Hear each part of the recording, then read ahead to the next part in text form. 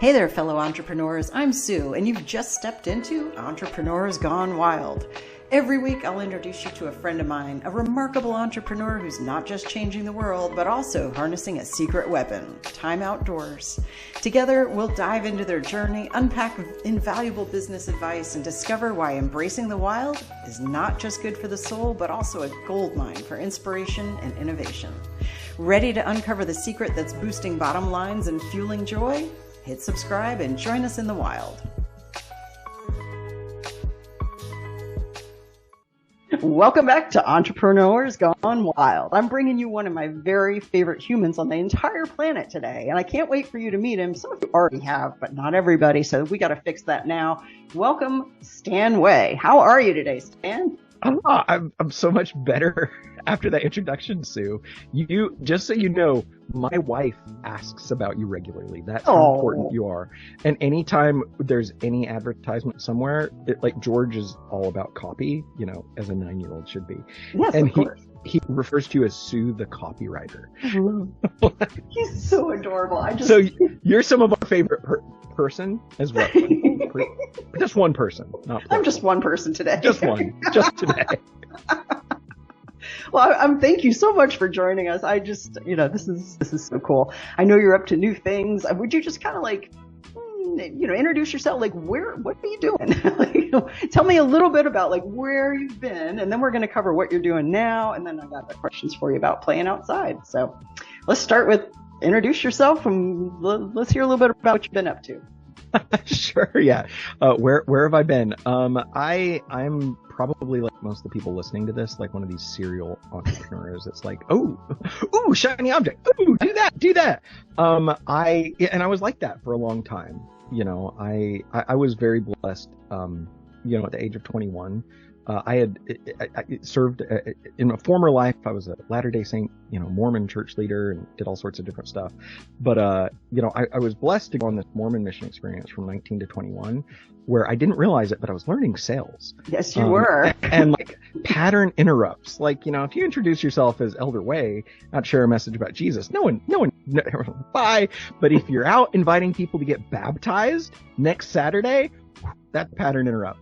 And it served me really wonderfully as a Mormon missionary. But I got back from that experience at the age of 21, and I was like, oh man, I'm definitely worth 6 figures. So on monster.com, I don't even know if it still exists. I went and you could sort jobs. It's like Career Builder or ZipRecruiter or something. You could sort jobs by $100,000 plus. And it's like, I'm gonna go find a job because I'm worth it, because I'm amazing. Because I'm prideful 21-year-old, like every 21-year-old. And every job was sales. And the majority of those jobs were insurance sales jobs. And I was really blessed and fortunate to become an insurance salesman for life and health insurance. And it was not easy. 90% of the people who went through 3 weeks of training were cut out. But within 3 months of actually becoming a licensed insurance agent, I became a corporate sales trainer because I just did everything by the book. It was like, oh, there's a formula. If you follow the formula, it works. And so I did that. And in tandem with that, I also, at the same time, in July of 2005, Googled, or I think I Yahoo'd. I don't think I Googled. You might have dog-piled, right? I asked Jeeves, how to make money online. And, I got scammed like everyone else. Have I told you about the PDF? I don't know. No. I bought it was $47 or $97 PDF, and it was like how to make money easy or something. And I thought online, and it was like, do these 3 things. And one of them was donate plasma. And another one was donate semen, like sperm. Oh, no. And I remember just being so mad, and I tried to get a refund on my debit card, and it just never so I've been scammed and everything else. But I learned there were people making money online as well, so it made me want to learn how. And so I learned about squeeze pages and teleconferences.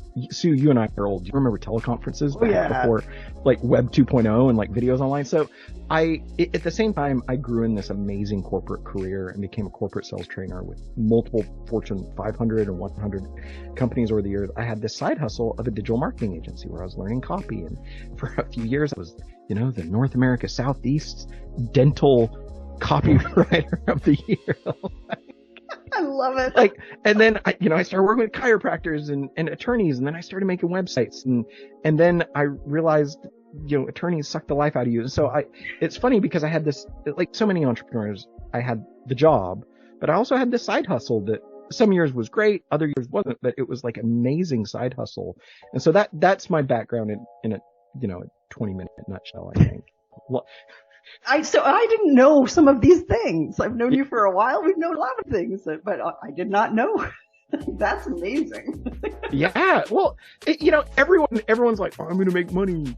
How do I make money? And like so many people forget to tell like all the failures or all the things. Like I had I think you've heard, me and a business partner, we had, the number one selling phone charger on Amazon for a while. That was great until it wasn't. And like those failures and all the successes and all the times you've been scammed and all the time you're like, oh, I failed again. That is part of the journey. So I love it. I love talking about those things because no one else does. And it's like, no, that's what refines you and makes you the entrepreneur. That's true. And I think, you know what? Somebody out there right now, you needed to hear this. So there you go. Yeah. I mean, Stan, I look at you and I'm like, he's so smart. He's so successful. He's done, lots of crazy things and really amazing things and cool things and all that. And it's, I did not know. This is pretty cool. The $47 scam. Yes, and it was so frustrating because I was like a 21-year-old like faithful Latter-day Saint. I was like, I am not going to go and fill my holy seed. Watch the gesturing. Right? Yeah. So like I was so mad. But that was part of the process. And then I like you. I think I was fortunate enough to find really good mentors early on as well. And I learned mentorship was the most important thing. Like I have a passion for authentic coaching, not like fake internet gurus. I despise it. If hell exists, there's a special section for the fake internet gurus out there, and it's the worst part. That's like ring 9, I think. Oh man.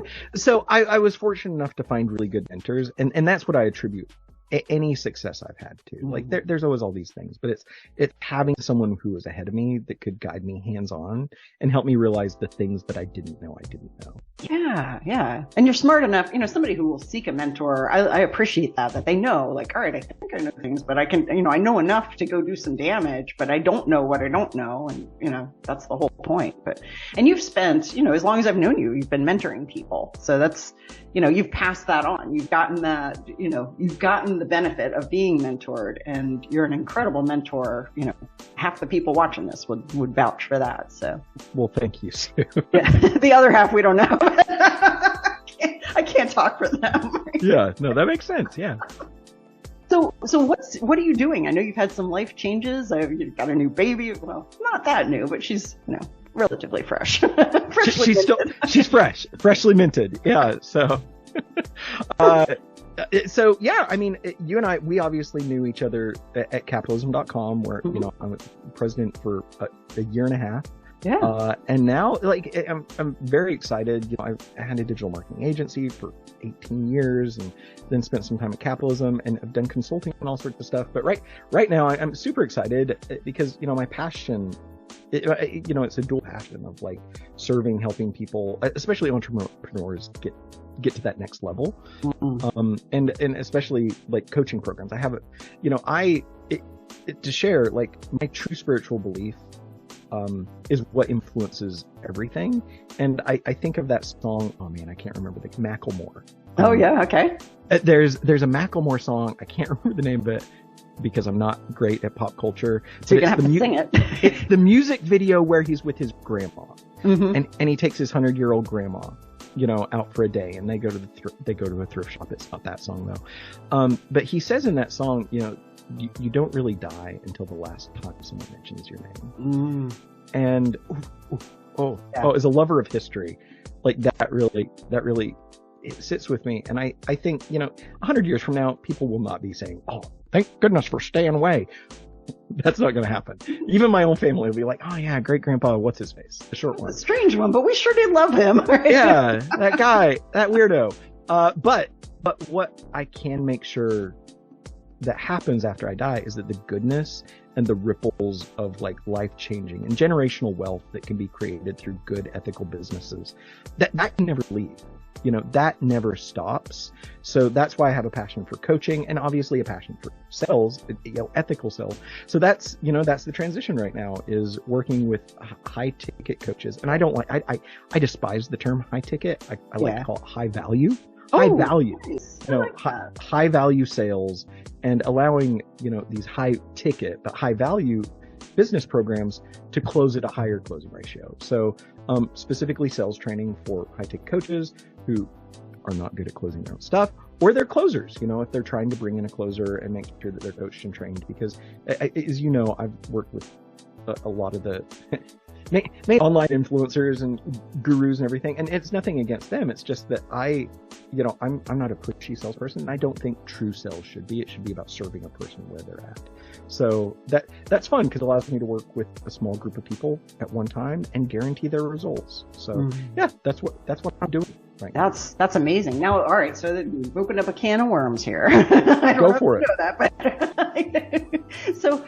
I mean, there's a whole spectrum of entrepreneurs, coaches, all that out there. How are you going to determine, I almost see it like people need to apply to work with you, probably how are 100%. You going to determine, all right, you want high integrity, very ethical businesses. How are you going to kind of sort through? Because nope, yes, nope. Oh my gosh, this is such a great question. This is why we talk about you on the couch at night as a family.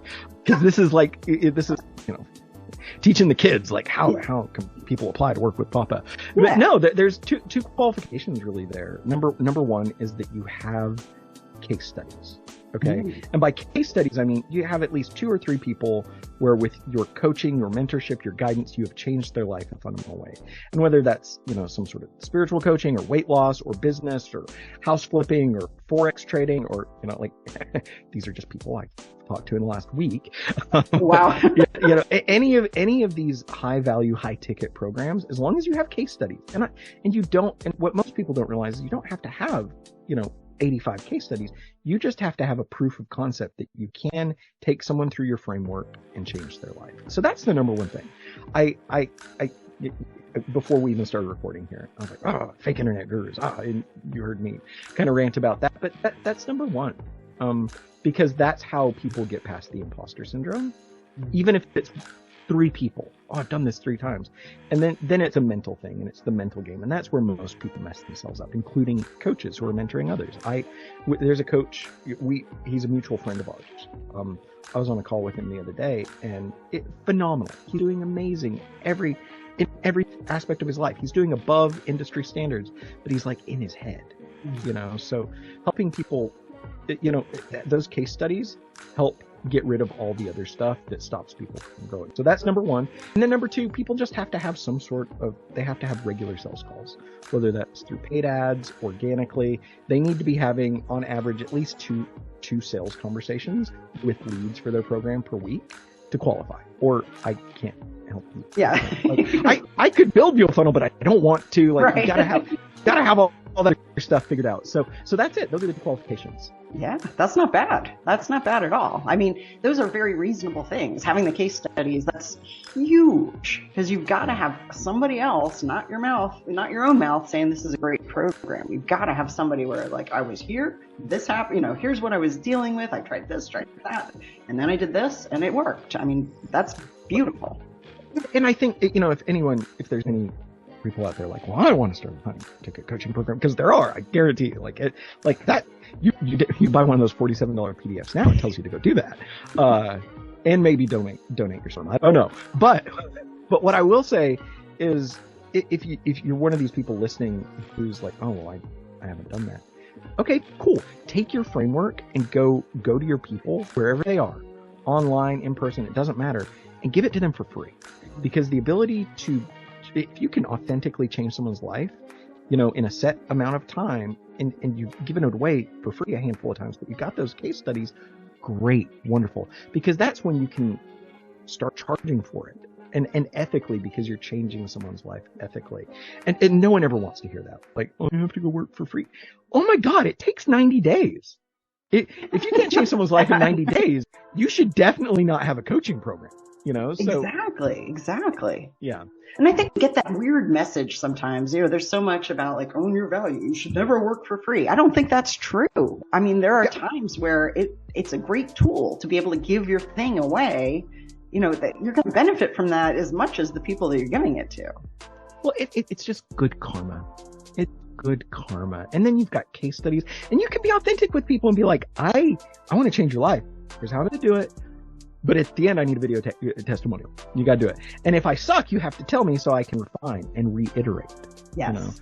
A lot of people are afraid of reiterating, but you and I both know, like physical products and so many other brands, like it's the iterations that keep you alive. Oh, yeah.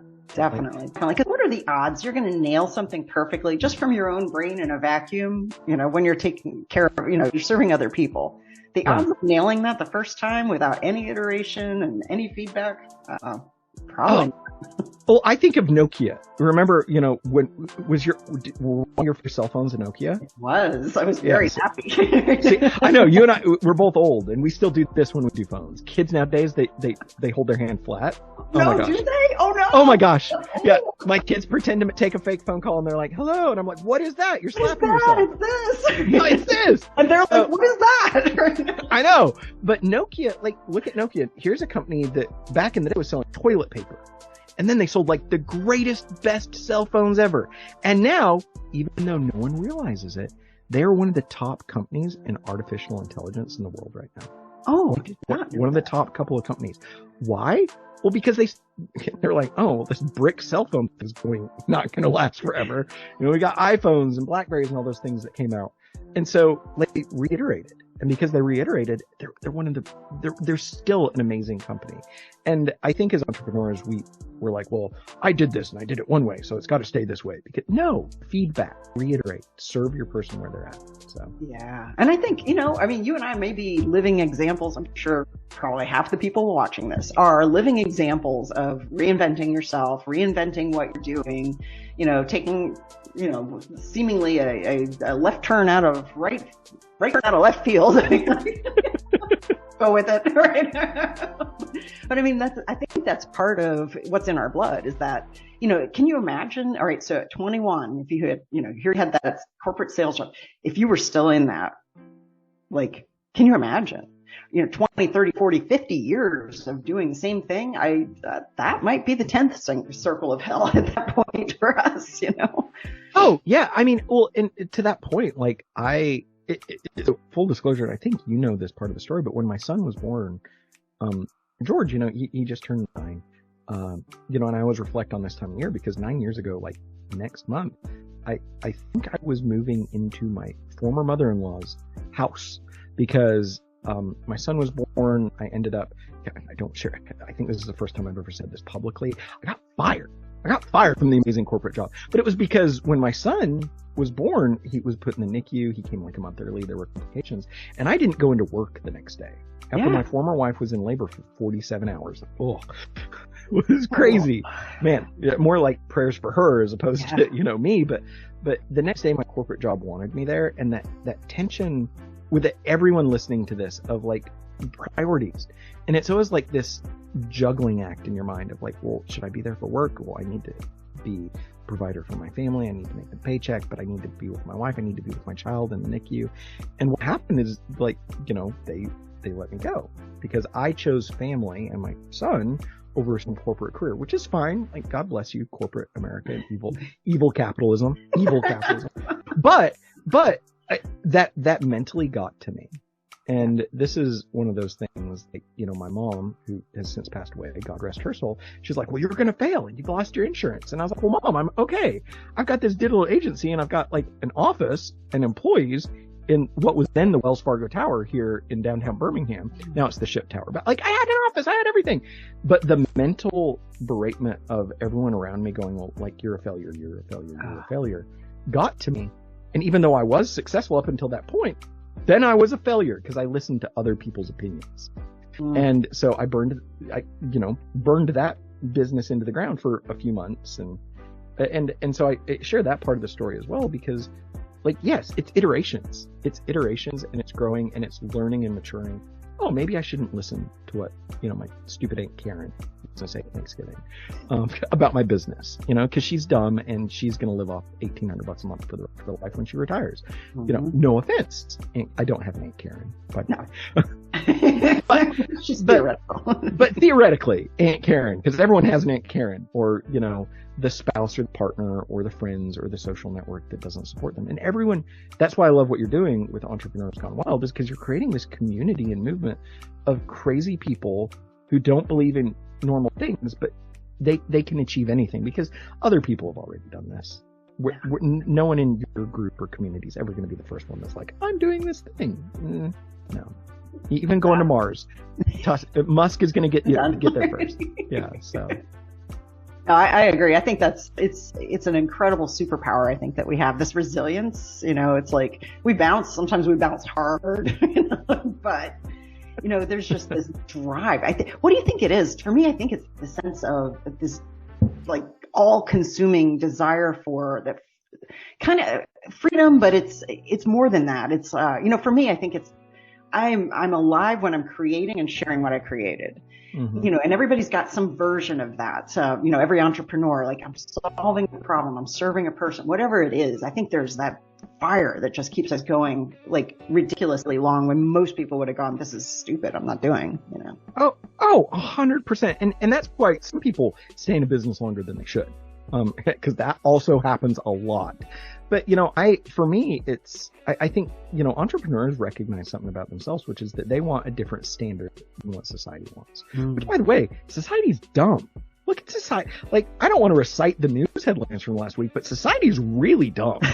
and like the reality, some people are like, the reality matrix. And that's fine. Like, that's okay. But like, we're different. Entrepreneurs are different.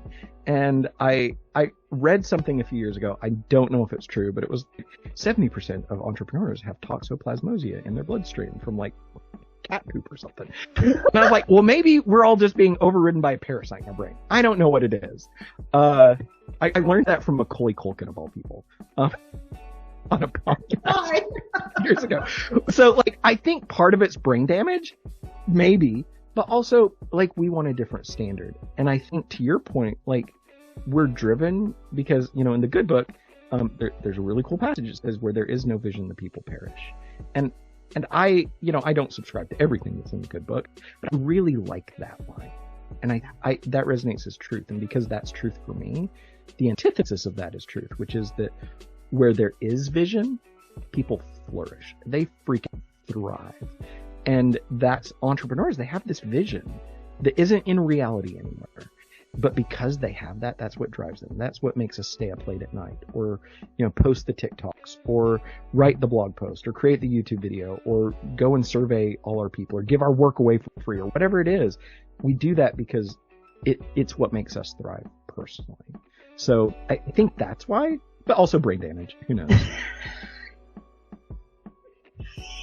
I think you might be onto something for sure. Toxoplasmosis, though, that's a new one. It may well be. I mean, it's as good an explanation for the weird in here as any, right? I know. It's not that I'm rubbing cats on my kids while they sleep, but I really hope they have a brighter future. Oh my gosh. All right, now I got to shift the gear. I want to hear, you're just 2 hours down the road. We really should get together sometime, but...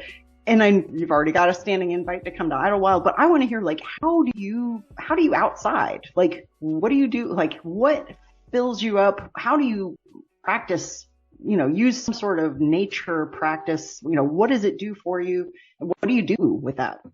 Yeah. I think you know this. Maybe you don't know this, because like Sue's been on me for years. Everyone who's listening, Sue's been on me for years because she knows, like, I'm one of these driven crazy people. So, sometimes people see me without a background behind me and they're like, oh my God, you exist out of your office.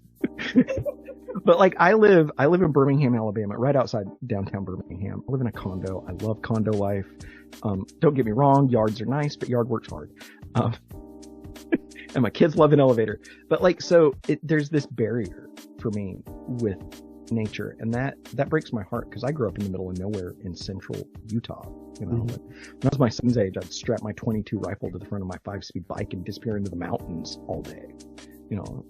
glad I didn't get eaten or abducted by Ted Bundy. So, or cougars or bears or snakes or the rattlesnakes or any of that. But like, so that's a really good question, because I don't know that most people understand. Like, I'm aware of the barrier. And so I'm also super fortunate because from my condo, in the mornings, like this morning I was out there drinking coffee, and I heard the elephants from the Birmingham Zoo. That's, a few thousand feet away. And the botanical gardens are right there. And so at any point, I'm like a minute and a half ride away from this beautiful, pristine area that, especially the botanical gardens. There's a spot in the Birmingham, I've never told anyone this, but there's a spot in the Birmingham Botanical Gardens where you go up off the beaten path. You climb up kind of on a ridge, and I've got like a log and a rock up there, and I just sit. And I go and I'll meditate, and I try to go there, pretty regularly, because it is important to connect. But above and beyond that, like, I also understand the science behind it. Like, we've got these rubber shoes on our feet. We're no longer connected to the earth. I'll fully show my hippie woo-woo. Like, I keep a small electromagnetic pulsometer in my pocket at all times. I can change the frequencies on it. So like, if I'm working out and I want a little extra boost, it'll give me, a little extra energy. But most of the time I keep it on the Schumann resonance so that my body is in alignment with the earth. And I'll tell you, it's funny. 2 days early this week, it's Thursday while we're recording this, but Monday and Tuesday, I was like, I'm sick. I don't feel good. I don't know what's going on. My wife was like, what do you think it is? And I was like, my daughter was playing with this. And I look, and it was on some sort of weird frequency. And then I looked up frequency, and I was like, of course I feel like poop. So like, and that may seem silly, but I felt the evidence before I knew it. So like, when you're in tune with nature, it's really important. And before I had this, like, I had a grounding mat in my office, and I slept on a grounding mat. Like, being at one with nature is so important. When people, there's like deep occult symbolism about being like, our body is exactly 32 harmonics above the resonance of the earth, and like our natural frequency. And so like, and then that gets into like all sorts of crazy stuff. But for me, it's important, and for the entrepreneurs who are like, well, this sounds stupid. Okay, well, you don't have to buy a crazy little device. By the way, the U.S. government gives this to ambassadors and foreign embassies. So, like, really? to protect them from Havana syndrome, which is, wow, these waves. So anyways, like, you don't have to have something like this. You can literally just go out and lay in your yard, like, you can enjoy it. And there is beauty all around us. Like, the original temples weren't these mega churches that you and I see in Alabama. So they weren't these big golden altars. They were nature. And I think the ancients knew a lot more than what we pretend to know about connecting with what source is. And it's not for me to define what source is for anyone, but like God, the universe, whatever it is, there's power there above and beyond ourselves. So nature for me is a way to connect with that and honor that sacred thing, because I'm going to go back in the dirt eventually, Yeah. So. We'll all be dust at some point. I mean, we're going to be turned into trees or something. Something. I know you can do that thing where your body's put in a tree now. And I'm like, that's right. Do you like it? I kind of like it. I think you can put up like fetal position though to fit you in the bag that this thing goes in. I'm fine with whatever they do with my dead body as long as I'm not voting Democrat. So it's fine. Oh, I'm sorry. Can I say that here? Do not edit this out, editor. Anything else they want to do with my dead body? I mean, maybe there's some other stipulations, but yeah, like we can. But right now we don't have to wait till we die. Right. Nature is so beautiful. Like there's a group of people, they're known as the Rosicrucians, but there's this developmental process for understanding nature where in some Rosicrucian circles where you like plant a rose or you plant a plant and then you watch it through its entire life cycle and you document it and write it down so that you yourself can understand the seasons of life and death and passing. And it's a lot deeper than that. Like, no one quote me on this.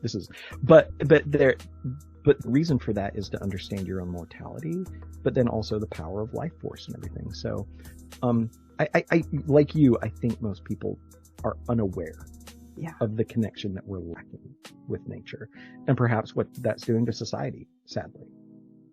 Big thing. Yeah. I think, it's funny. I was talking with my daughter and we were talking about something going on and she's like, I just think she needs to go out and touch some grass. And I was like, yes. Oh my gosh, yes. I mean, wow, Yes. you know?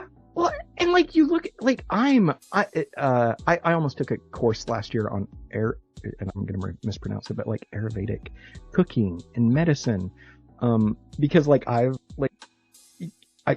eaten things to try to cure things before, like Indian food, and it's done exactly what it was supposed to do, and I'm like, yeah, this is amazing. So like I almost took this course, but I was busy being an entrepreneur, so I didn't. But it's crazy. Even on NPR on Morning Edition yesterday, it was so funny because they were talking about turmeric. And like all these people, turmeric's big now, and they throw it in lattes. And there's this amazing coffee shop in right next to Times Square in New York City. They have this turmeric coffee. It's so good. I get it every time we're there in the city. But like everyone's like, turmeric and it's so healthy and everything. Well, yes, but also most people don't realize they need it with an emulsifier to actually be brought in, and that if you add just a little bit of ground black pepper, like what the turmeric does for your body, there's all these things. But it's 2023 as we record this. No one's aware of that. No one cares. Yeah. And like even the NPR gal was like, this is fascinating. What other combinations of spices are there? And I could hear in this interviewed woman's voice, like this frustration of like, you're trying to help me pass on this ancient wisdom that's thousands of years old in a 5-second snippet on NPR. And it's not going to work, lady. Like, we want the quick, Everyone wants the quick stuff, but it's the true, and that's another lesson for entrepreneurs. It doesn't, I mean, it can happen quickly, but it doesn't, And like I'll you know Dan Henry, right? Mm-hmm. Do you know Dan Henry? Dan Henry, wonderful guy. He used to make me giggle because when people said mean things about him online, he'd send them a bag of gummy phalluses. I don't know if I can gummy phalluses. And like whether or not you agree with that, like I didn't agree with it, but I giggled. But here's the thing. I saw this guy, he has a record in the ClickFunnels community of like making $1 million off a webinar faster than anyone else. But what's funny is I was consulting a lot of high ticket programs, before he ever launched, Facebook ads for entrepreneurs in October of 2016. I think it was October 1st actually. And it was so funny because I saw him in all these different programs, and one of them was about building your email list.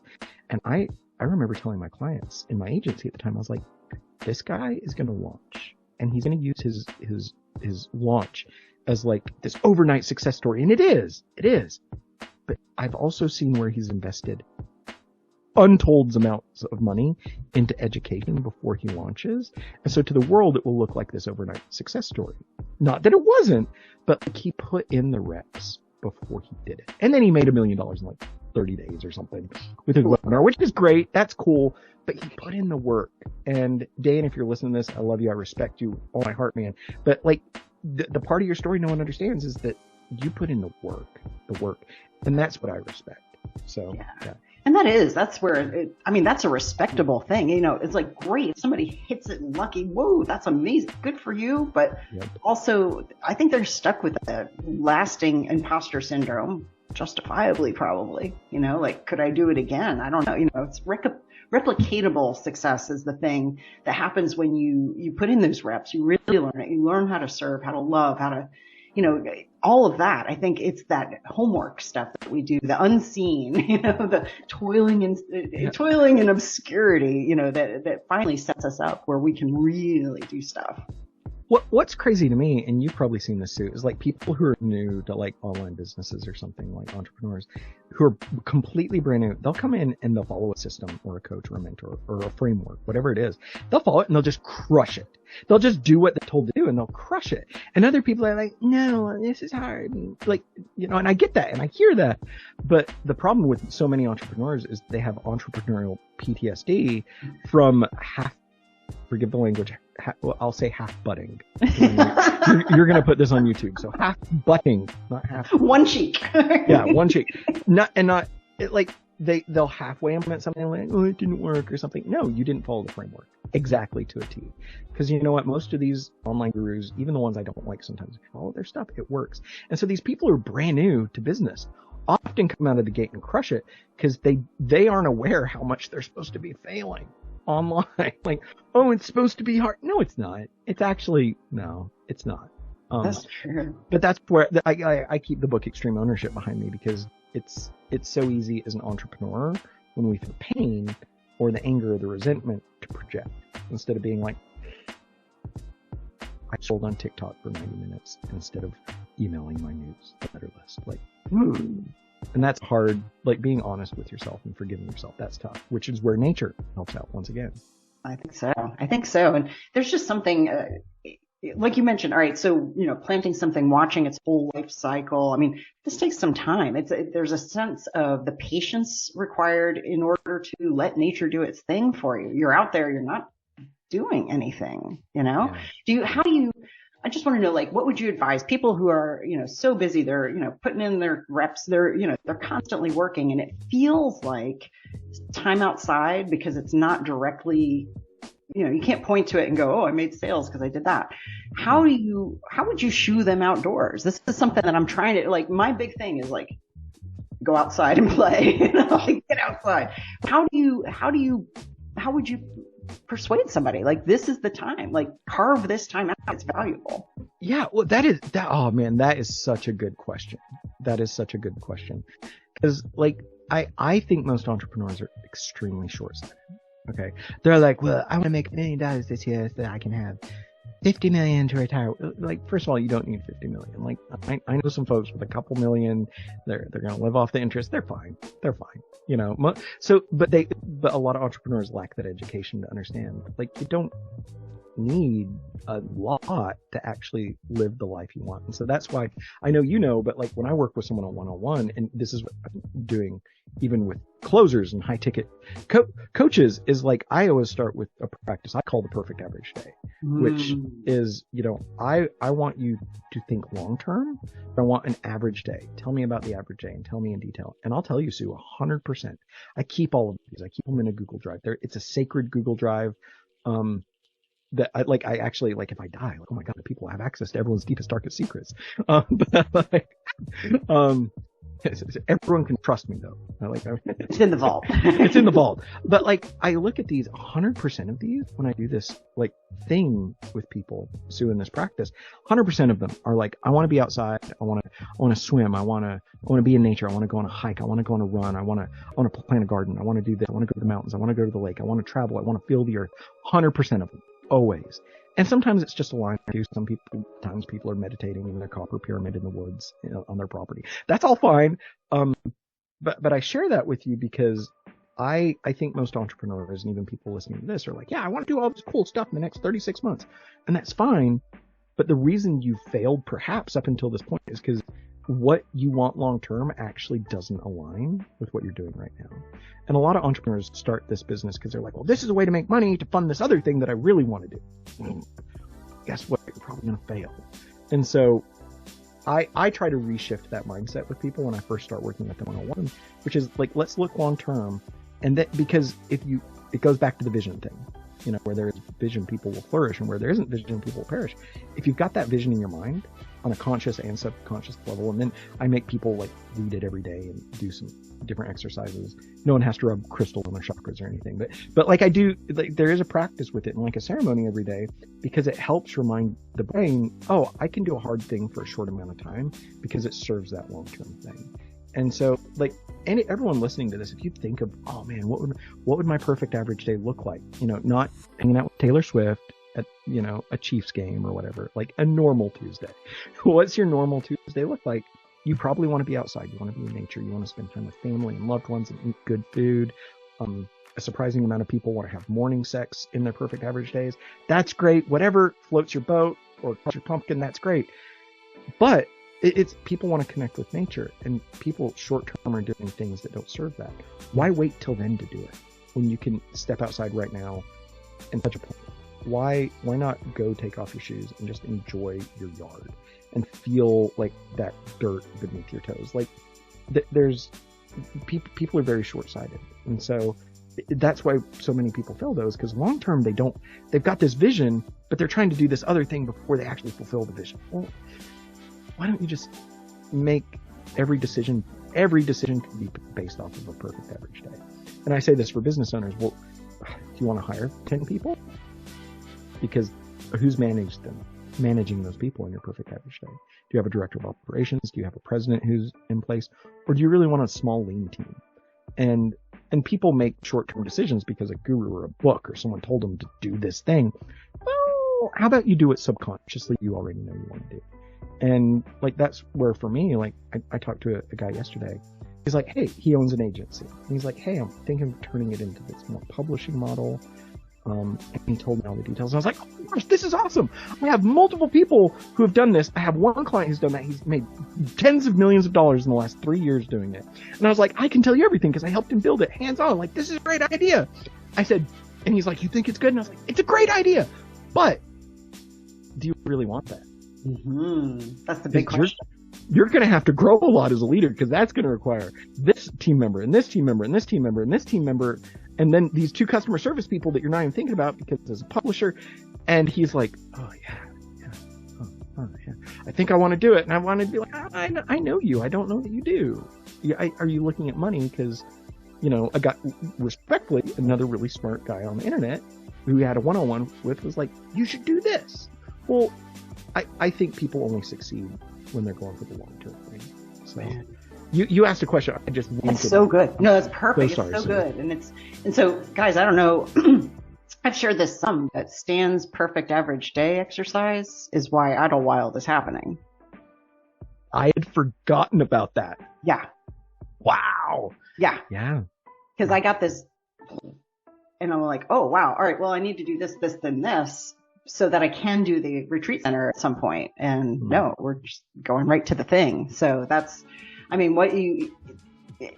when I think if people have that perspective of what do you really want and align your business to go with that, now you've got a little bit more time. You're not in this, like you said, very short term. If people are very short term thinking, it makes no sense to go do anything good for yourself. You should just work. You know, if that's all it is put your 36 hours a day in, you know, and get it done. But if you're actually trying to create a life and not just some money in your bank account, it makes a lot more sense to build the life that you actually want. Well, and I think of like people who go and get their college education. Like I think I shared this with the team a few months ago when you were on that call. Like we were sharing our thankfuls for the day. And I shared my thankful was I bumped into a gal that I'd seen multiple times before in my former office building. She was doing food delivery, like Uber Eats or something. I'd seen her a couple times. Super pleasant. I always talked to her, and I found out her boyfriend was in the car, and they do it. You know, he's with her to make sure she's safe, which is good. That's super smart. The world's a crazy place.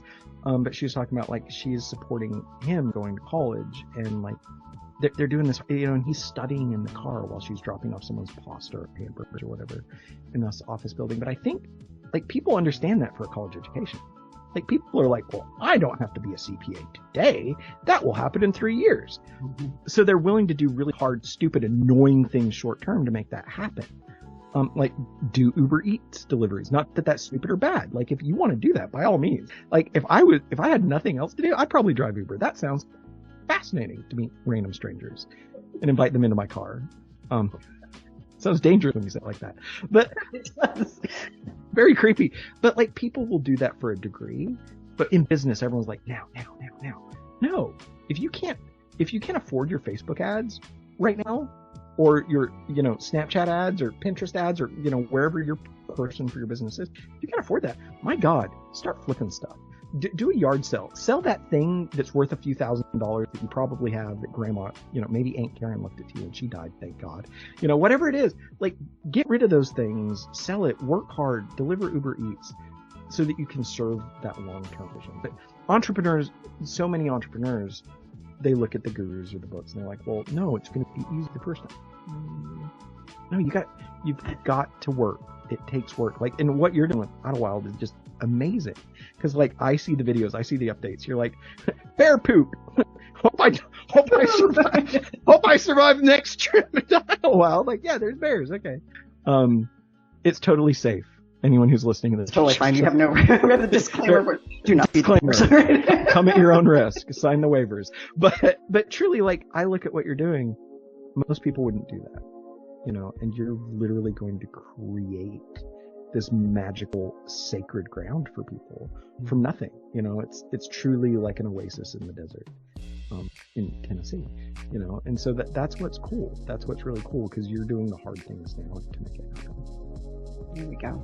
And having that vision I mean, this has not been easy, obviously, surprise, but having that vision. And I think, so when we have talked and we've been leading meetings and all this, and I wish I had a ticker going for every time you've talked about loving people. That's a big thing. Like, if I were to pick who's my friend that talks the most about love, it's probably you. And that's a beautiful thing. And I think that if it were not for any entrepreneur, if you can love, like really love your person, that's going to carry you through, because you're going to, there's a journey. It's long and twisty and sometimes really bumpy. But if you have that love, I feel like that really does, I mean, not to get all kumbaya, but like that is a huge motivator. And, if you can just spend that time, especially outside, and thinking about your person. Yeah. Well, I'll share a story. He's my direct competitor now, which is hilarious. But like Cole Gordon, love Cole. He has amazing high ticket sales training. Here's the thing about Cole. I was his one-on-one sales coach for years, before he went and did his thing. He was in a contract. I still have the contract. Looked it up recently. But I let him out of the contract because it was like, you will not, charge people sales coaching, sales training in the future and everything. But like, I love Cole, and Cole had this moment, which he has an amazing online store. And I, again, love Cole. But he had this moment where he was closing for someone, really well-known online company. And I think he talks about this somewhere. Maybe not this story, but he worked for them. It was really interesting because he was not closing well. Had another guy on the sales team that was coming in and closing more than him, and he got all frustrated. And so I told him, I was like, Cole, like, what, man? Why are we frustrated? And he was like, I listened to some of his sales calls. And I was like, I can hear your tension. You got commission breath, And I was like, here's what I want you to do. Along with reading your perfect average day, because that was part of it, working with me. I said, in the morning, I want you to go look at your new teammate who's now crushing you. I want you to go look at pictures of him, and he had kids and everything. I said, I want you to look at the pictures of him and his family every morning. And I just want you to send them love. I just want you to imagine love within your heart and sending it vibrationally to him. And it was really crazy because I'd seen, sales numbers decreasing over a couple of weeks. I gave him this assignment, and then over the week, like, I'm checking in and I touch base with him, and he's closing. And it was just that one little practice of not seeing competition, but showing love for someone else. But that's like the greatest spiritual journey anyone can go on is entrepreneurship. Because it makes you look yourself in the mirror every single day and have to be authentically honest.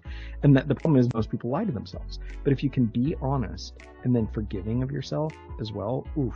And that love, like, I love working with Christians because Christians are great. They have this faith and belief set. And if you've already got pre-programmed beliefs, that's great. I know how to work with that framework. And I always look at like Paul, and whether or not even some Christians don't like Paul in the good book. And I understand why. But when he talks in the New Testament about like the gifts of the Spirit, and everyone thinks of the Holy Spirit or the Holy Ghost in different ways, but he lists all these amazing gifts. And he says, seek ye the best of these. And in different translations, it is a little different, but he says, seek the best of these. And by the way, the greatest of these is charity. It's love. It's agape, which in Greek is beautiful because it's not just love or grace or any of these things. And charity is how it's translated into English all the time. It's God's love for someone. Now, I don't pretend to know God. I'm sure he's a nice man or woman or whatever. But if there's a divine creator, man, the love and the compassion, the pain and everything else. And so like if Paul's saying seek out these and this is the best one, man, if you're a Christian, like go get on your knees and just say, you know what, I hate people. Traffic sucks. There's this dumb lady in carpool every morning. She cuts me off. I hate her. Help me get over this. And whether you believe it's a divine power or the chemicals and the neural networks in your brain, with that framework, you develop that agape. You develop recognizing the divinity and the light in other people. And so and part of working with me is like, man, I'm going to, like, whatever you believe spiritually, like, we're going to talk about it. It's actually in my onboarding. I got to know what your framework is, because we need to find a way for you to encapsulate and find a way to transmit love to other people. Because if you're not doing that, your entire business is going to fail. So, yeah. So, yes, it's very pivotal for me personally. But also that changes you, and it changes your family and your marriage and relationships and everything. So it's very important. That's hot. It works. That slaps. Slaps. Yeah, slaps. Dude, this is great. Will you come back another time? Anytime. I'm so excited. Just so everyone knows, I've volunteered to go dig trenches out of wild. I'm like, let me just go. So, yes. Well, you know, that opportunity may arise sooner than